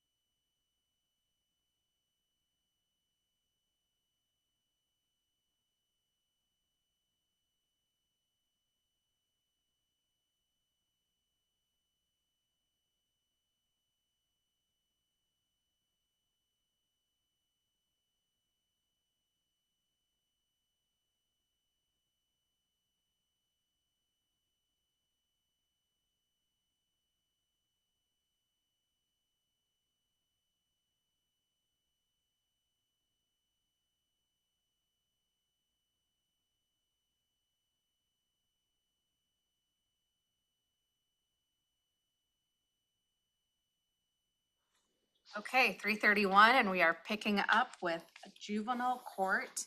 And we have Judge Wilson back, and so I'll just go ahead and pass it straight to her. Go ahead. So with me now are Georgia Christian and Ted Bryant. Ted Bryant is our juvenile court administrator. I'm here as the presiding judge over all of Superior Court and Family and Juvenile Court. We also have Judge Lenise, who is currently our chief at Juvenile Court, but I'm here in his stead. And so starting with, click, you got it? So what is juvenile court? So juvenile court is specialty court that provides legal intervention for youth up to age 18. And it's traditionally, addressing juvenile offenders through detention and through detention alternatives. And then if there has been a finding of guilt for an offense, then it is supervising the vast majority of juveniles locally and having them addressed either through traditional detention, which is not the best practice for many, but through detention alternatives. Our detention alternatives include what we've listed here: youth detention program, Seeds of Change Garden, community restitution work, electronic home monitoring, social skills building, and intervention services.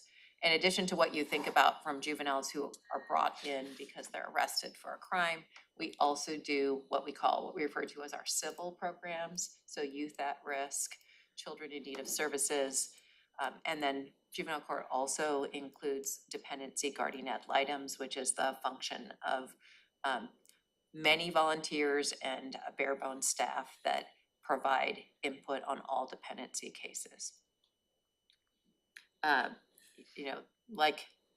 Like Superior Court, juvenile court is largely people, and the functions include those I mentioned. We have juvenile probation officers, we have juvenile detention officers. The detention officers are 24/7, and the probation officers are the supervisors for juveniles, both pretrial and post-determination.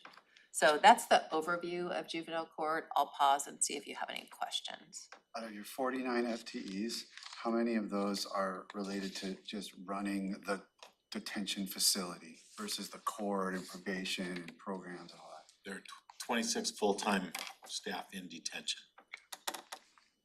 How many people in detention, how many juveniles in detention? There's 17 this morning. So that's doubled in the last few months or so, or 6 months? Actually, except for August, each month this year, the population has gone up. Can you get a handle on why? Well, we say a little bit later in our presentation that there's been a variety of things we've seen over the last couple of years, and there are more arrests for violent crimes, there are more mental health challenges. What else am I leaving out? Domestic violence would be the other. I guess what I'm specifically wondering about is why this year seems to be the big, all of a sudden, what's, like. I think it's post-COVID, people are getting back to work, people are out in the community, kids are out, they're back in school, there's sort of getting back to what we do. But even pre-COVID, the numbers weren't that high. Yeah, I mean, pre-COVID, they were still down, Yeah. So 9, 11, something like that. Again, I think it's a lot of the frustration from COVID that we're seeing in kids and at schools. And that's part of what our service is in the schools. And, I talked in the Superior Court presentation about watching case numbers and watching for trends, dips and then climbs. And you're right, we're seeing climbs in this area. We're explaining it as Ted explained. That going back to the slide before, if Rob's able to, when you look at 24/7 detention of juveniles, that's a necessary thing that we do. But so we see a young person who got arrested for a crime, they're in front of the juvenile court judge, and we assess, like adults, what is the best path for this juvenile. Detention may be a short-term pretrial, but we figure out, is there a way for release with stabilization for support? And then when we resolve the case through a plea or through a trial, then we impose a disposition. It's called a disposition in the juvenile world. And our disposition if it's appropriate, is an alternative to long-term detention, and it includes all these resources. And those alternatives are designed to provide pro-social support, wrap around, meet the youth where their needs. So if it's a family functioning issue, then getting family functional therapy in there. If it's a substance use issue, then getting substance use support in there. If it's mental health, getting mental health. And if it's you have too much time in your hands and nobody's looking out for you, then let's have you report every day and basically do juvenile alternative report so you have accountability and we're directing you in a social way. And Ted's team does a fantastic job in that regard. And as with therapeutic courts, the investment there is wraparound. It's less expensive than detention and it has better chances of success. So we want to maintain those options. How many kids on supervision right now? 110, Some more intensive than others, I suppose. yes, yes. Again, we have youth anywhere from domestic violence issues, really dysfunctional homes, drug and alcohol use to serious felony crimes. How about electronic monitoring? About how many are you around? Just 3 today, but we've had as I think an average of 7 over the course of the year. Have you had any of your participants, I guess, involved with like fentanyl, possibly fentanyl overdose deaths or kind of a thing? Yes. No deaths, a number of overdoses. Probation staff spend a lot of time getting youth to appropriate services for substance abuse and working with families. That's part of their role, but yeah, fentanyl, homelessness, everything that the adult courts face with clients, we face with kids. It's a bummer. Okay. All right, ready to shift to the general fund budget. So what you'll see are 2 slides in a row. We have actually 3 slides in a row. So you have general fund budget. It's going to be followed by detention sales tax budget and the treatment sales tax budget. So those are all revenue sources to support the general fund. Good question of those FTEs, how many are detention? So 26 detention, the remainder, all the other services that I've identified. Any questions on the general fund on FTEs or the fund amounts? Did we find an issue with that we found in the other budget? I do, but this is in terms of reversions, Your Honor, and it's, seeing the reversion rates starting in 2019, right? It really hasn't, it's been at 7%, 7.8 in 2019, in 2020, 7.33. 2021 was that odd year, right, where everyone was just, so it went up to 12.9. That's not out of the norm for the situation we were going through during that time. And so, but then, it's in 2022, it was 12.62, and then this year it's estimated to be 5.38. I'm just wondering kind of those reversion rates, is it because of salary vacancies? Is it because of the jail, right, and it's not, or the corrections, juvenile jail? Juvenile detention. Juvenile detention, I was like, what's the word? Juvenile detention and it not being up to capacity, like what is the factor for those a little bit higher percentage rate of reversion? I'll take the first answer and then I'll ask Ted to elaborate.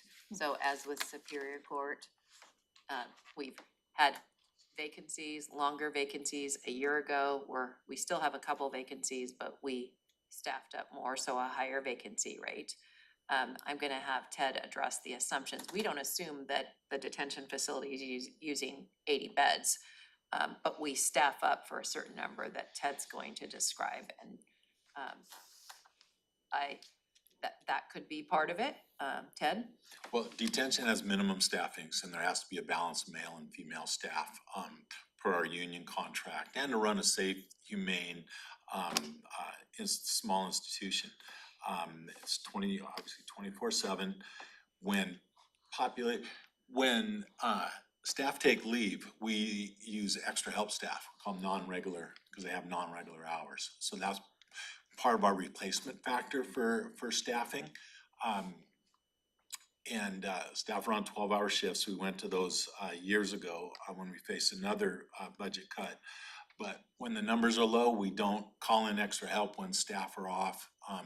But we also have other transports, medical transports, have to get youth from other agencies, bring to court. And so it's sort of an ongoing process. And then the other thing we faced as a total juvenile court was retirements. Well over 200 years of experience retired during the COVID time. Those positions were left open. There were payouts. There were waiting for hiring procedures. We just, I think, recently had 2 in detention that are still open. So that's been an ongoing kind of flat tire, trying to fill those positions and get back on track. So if we're looking at the difference between 2022 and 2023, is it a combination of all those factors where we had a higher reversion rate in 2022 than 2023? Yes. Okay. How many of your cases are referred by DSHS, like, So- custody, who goes to a foster home? Yeah, that's our dependency guardian ad litem team. So DSHS doesn't refer offender caseload, and the work of the juvenile court includes the offender caseload, the civil caseload, the children in need of services, and then we have a unit of dependency guardian ad litem. So when the department files a petition, then the dependency guardian ad litem is appointed as a guardian ad litem for the child and gives us input. So what's our total caseload? And that's a combination of staff and a whole bunch of volunteers that our staff supervise. Do you know the? Count in my head, over 100 kids in our dependency unit. Is the building paid off yet, Robin? I'm sorry, Is the building paid off over there? I would have Is to it still bond? look. I think we're still paying on those bonds. All right, should we shift from general fund to the 2 accounts that support specific positions? So the next, page 4 is the detention sales tax, which funds FTEs, primarily the extra help budget. Georgia, did I leave anything out? Oh, and 5 FTEs and extra help. And then the next is the treatment sales tax that funds several, it's called JJBHA, but it's Juvenile Justice Behavioral Health Alternative Probation Supervisors. Those positions are, I think, the most difficult and require special expertise in multiple areas because the youth that are subject to JJBHA generally have multiple issues, mental health, substance use, other challenges. So this treatment sales tax addresses those staff, also allows us to participate in the Heart Strides program as another alternative that evidence-based is really supportive of youth being successful when they're on supervision. Questions? So we already talked about opportunities and challenges. You know, the opportunities and challenges, not unlike the Superior Court, is our mission is to deliver justice timely. At juvenile court, it looks a little bit different, because we are providing wraparound support. Our juvenile probation and supervision is getting the youth back to a stable place, and that's partly addressing the issue that brought them there, but also making sure they have all of the requirements and support around that. And there are more challenges with mental health, increased violence, increased gang activity, and having our team of folks wrapped around to support success is really important. Ted mentioned retirements. We've lost a lot of institutional knowledge. We've brought new folks in, they're doing great, but we need to continue to support that team. Our overall case filings in the dependency world are climbing, and that means more dependency guardian ad litem, so the continued support there. And we continue to, consistent with our discussion with Superior Court and all of the various funds, look to the state as much as we can for any additional supplemental support.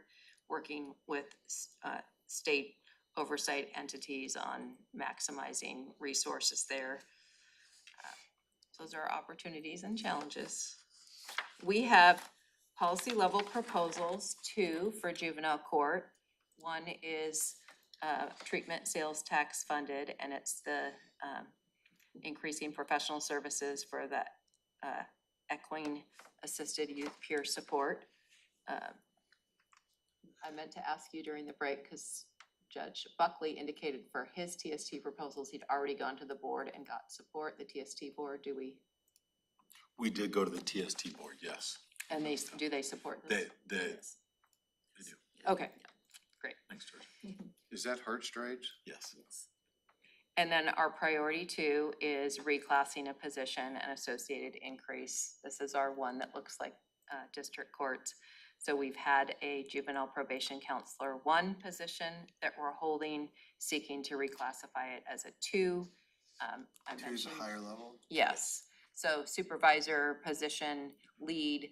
I mentioned losing a lot of institutional memory, wanting to put somebody in that position, compensate them for the extra work and help build our team, which is a lot of new folks, and improve our service delivery.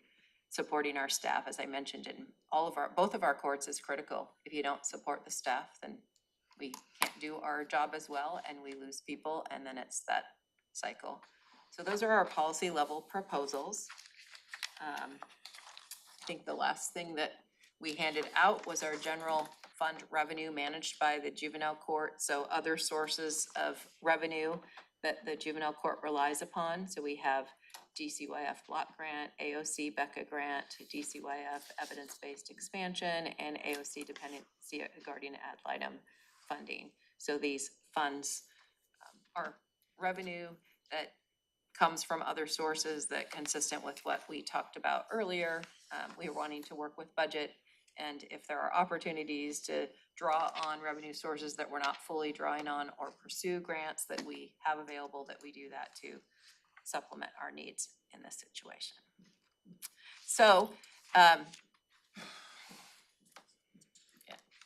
with the Superior Court, the Juvenile Court is a separate branch of government, and we really appreciate the difficult job the Board of County Commissioners has in terms of addressing all the needs of the entire county and then having the revenue picture look bad. In terms of looking at options for juvenile court. Similar to our proposal in Superior Court, we would like, as a separate branch of government, to address it internally with a figure. If you give us a figure, we'd look at holding positions open longer than we want to, but to try to accrue savings. We would continue to work with budget to maximize the use of dedicated accounts, look at anything else. And as you asked us to, we looked at, do we have any discretionary activities? Some of the detention alternatives are discretionary. But Some of the what? some of the detention alternatives that we talked about, alternatives to detention, are discretionary, but much like therapeutic courts, if you don't have alternatives to detention, you have fewer options and it costs more money and is less effective to have youth in detention. So we don't like that prospect. We haven't identified specific areas to cut in those areas, but looking at what is not mandatory for the juvenile court to do, that would be the area we would have to look at. It's kind of like Judge Buckley saying probation, not mandatory, detention alternatives, not mandatory, but really valuable and really helps save funds over here. We do have a couple, we have 4 positions in juvenile court presently open. We're not offering them, but they're open. When we're looking at vacancies, one is the JPC, the Juvenile Probation Counselor 1, that we asked in our policy, asked to convert to a 2, and if we get permission, we want to advertise it immediately for a 2 for the reasons already said. We have 2 juvenile detention positions that are 24 positions that are open. I think Ted did a really good job of explaining the way we staff juvenile detention is with permanent hires, juvenile detention officers, and extra help.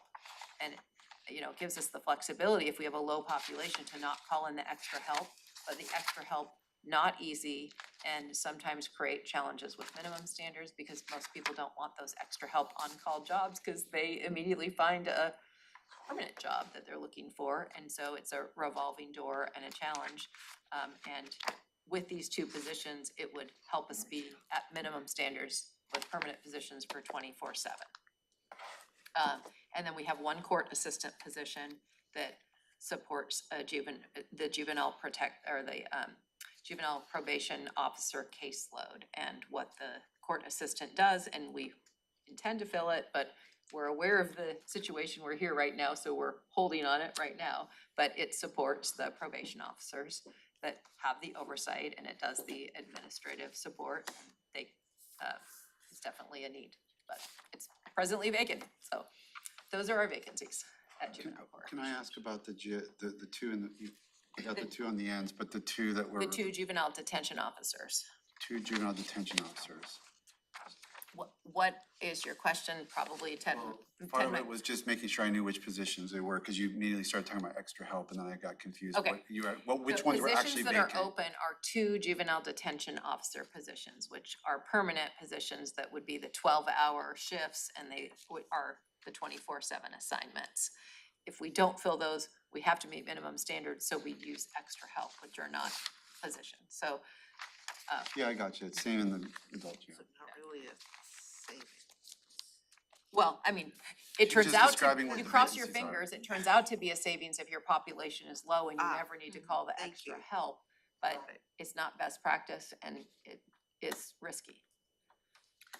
How, on your priority 1 and 2, are those funded out of treatment sales tax? Both of those requests would be out of sales. The first one is, the second one would be general fund. Well, why wouldn't the second one be? Why couldn't it come out of that same fund? I'm just trying to protect the general fund. So I respect that, sir. It's not, I don't think it would meet TST standards under mental health particularly. And aren't all these people suffering from some mental health issues? You can make that case for sure. I think we can stretch that myself. Well, I think you're picking up on the theme that we have, which is where we have dedicated accounts. We wanna work with budget, look hard, talk to the Yeah, civil see if you prosecutor. can't figure See if that there's out. a way to do those. Okay. I think that's a great question. Go ahead.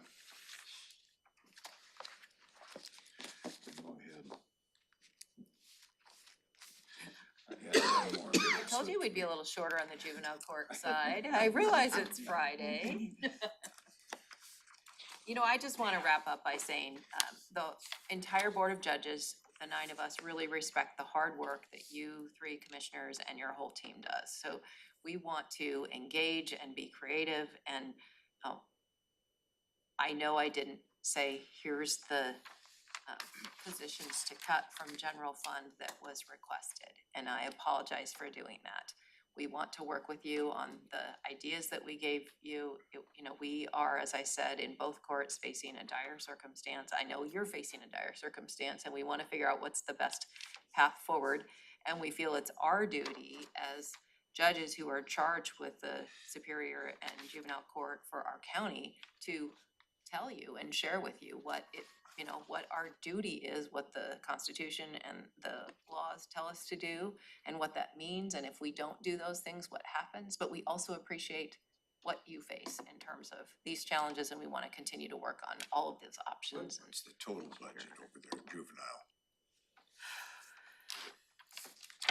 We have it on one of these slides.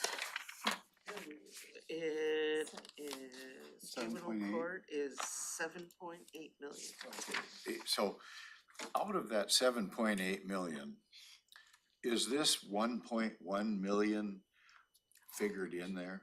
We count all the revenue As that they general, report, right? yes. Okay, And so what I'm wondering about, this is revenue coming in. So they're right. really, we're asking them to take a 11, 12% cut out of what we give them, because we don't give them any of this pass-through. I So think you heard every from, office and department is making that same Well, argument I think I with heard it you. from public Yes. defense, something like that. But so have in you heard it from reality, the auditor as well this morning, and the revenue that she Auditor. brings in Yep. If you wanna go into that, we can go into deliberations, but it's not just gonna be, I don't know, I go back to kids are, 30% of our population, but 100% of our future, we better get it right, so I just. One of the looking- things we did not do that we could do, is we didn't segregate the 24/7 aspect of the juvenile Yeah, jail. that's right, we did that with that's So, right, the coroner we did it with. We did figure it out with how the much sheriff's that office. is. We So, could I certainly think that's worth looking at. take that off the I table. think that's right, that's fine, and, I mean, good. But I just wanted to say in response to Judge Wilson, like, if, and you're not the first group to come with that sort of approach, and it's like, if you want us to just hand you a number and manage it yourself, that's great for me. This was your chance to sort of, we're gonna make one of the discretionary decisions we're gonna make is to set like, we're gonna land below recommended best practices for financial health and responsibility, but we're gonna decide how much below that. And if you wanted to come, any department or office wants to come and say, if you impose 8% or 6% or 10%, these are the positions that you're gonna lose. That helps convince us of maybe we go a little lower because we just can't accept that. I mean, it's your chance to convince us to maybe take a bigger risk on the financial health of the county. If you don't wanna do that, you just wanna say, give us a number, we will give you a number. You guys can do with it as you will. Well, we definitely want to participate, Commissioner. And you know, what you're hearing from me on behalf of the judges is, we have worked very hard, over the last year to look at the demands, the needs, where we're at. We developed our package based upon that we presented in early August, based upon what we think are real and not, just wish list. But then we did receive the commissioner's request, and we've thought about a few ways to approach it, recognizing they might not land, and we want to continue to look at how best to do it. But we also want you, as the commissioners, as the funding entities, to understand the repercussions. I'm the expert on the court, I'm not the expert on the auditor, but I can tell you what happens if we don't move our cases according to timelines. And so we just wanna make sure you know that. Yeah, no, And that's it. we can drill down further, that's what I hear you saying, and we will Well, it's just, provide I mean, I think it's been like Judge Buckley came and said, we're gonna eliminate supervised probation. Okay, well, that gives me a sense of what it means, like what my decision means on the ground. Maybe I know better than anyone because I was a criminal defense lawyer. Like, I know exactly what that means. And that helps me with my decision-making of how to target, because you guys have best practices for caseloads. We have best practices for county's financial health and general, and we have that same things that we're trying to do our job responsibly. And so, but hearing what it means on the ground, that was the hope of asking folks to give us your cut, like projection, because it would help us. But, it's not, I'm just saying, because like, I'm not mad or anything. No, no. Like, that if you don't want to do it that way, that's fine, then I'll just imagine what it's gonna be like, when auditor has to cut 8% or Superior Court has to cut 8%. that's Well, why at the previous when we spoke, right, I asked you, if you wanna give us that, you have an opportunity until we go into deliberations to kind of give us that mapping and idea. It's not, Doesn't have to be this minute. it doesn't have to be this minute. We don't wanna put you in that position to be like, give it to us now, but it's just an opportunity, as you say, for us to collaborate and for us to get that idea, understanding. I think we all understand the difficult position that we're putting everyone in, and that we're not cutting off fat here. We're really cutting into the meat and bone of what every office and department is doing, and it's extremely hard. And we're asking a lot, but we want to see also that mental picture, because we're gonna be making really hard decisions all around here, and this is not in a way to, to put you in the spot and have you answer, but just maybe think about it and just kind of give us an idea of that before we go into deliberations. It will at least help the board as we're making these decisions and being like, this is kind of what Superior Court is going to have to do, or Juvenile Court is going to have to do in terms of cuts, and this programs might go away, and this might be the repercussion of it. So I think it, as Commissioner Menzer stated, it really gives us a good idea and knows how much our decisions will be impacting levels of service. We will provide additional detail in, as I said, for both courts. When we thought about how we could approach this, we didn't only say, just give us a figure and we'll manage to it. We said, we want to look at, is there any creative use of funds that we bring in? And there's a lot of different funds. We looked at, are there discretionary activities? There's not a lot. And for Superior Court, the discretionary activities are not general fund, they're TSD, and they have a broad repercussion. That would be a really difficult decision, but it's not a mandatory duty. And then we look at juvenile court, and there is a discretionary general fund, but it's the detention alternatives that are really valuable and save us money on the detention costs. But those ideas of creative use of funds and looking at those discretionary, I think we have to keep having conversations. And then also, if there's a reduction, what does that mean in terms of meeting our constitutional statutory obligations? We're in it with you. We appreciate it's difficult, and we were putting out different ways that we have thought about it since we received the email. So we look forward to working with you all. Yeah, hearing different alternatives is also really useful. And I think we all probably have different things that we're looking at. You know, I'd give more deference to the needs of juveniles than the coroner's office is hitting us with $500,000 on autopsies. Those are all failures. And so, I'd almost say, well, I'd rather invest in the kids and hope we can save a few of them. And maybe we're gonna have to cut back on autopsies. I mean, well, I'm trying to be a realist. I give deference to juveniles too, sir, so just, we're on the same page there, but you know, I'm the one that'll have to look at things, make a recommendation to the Board of Judges. And, you know, people are concerned of not only individual jobs, but what that means for programs for kids. Sure. And what we do operationally and as a whole at juvenile court, so. I'm more likely to want to take a risk in detention operation than cutting your therapeutic programs, just myself, because I don't think you're just gonna, the leveraging of what that means down, the ripple effect of that decision is just gonna be, it's gonna cost us more Hope money. the coroner wasn't watching. It's already out on social media saying, hey, you didn't see this, go here at 4:04. Video clip. Okay, well, thank you again, Judge Wilson, Ted, Thank you. for being here. Okay, 4:04, and Nicole, anything before we adjourn? So we'll be meeting back again on Wednesday, picking up for some more presentations. Some more fun, huh? More fun. Wednesday, we have emergency management. Is that official?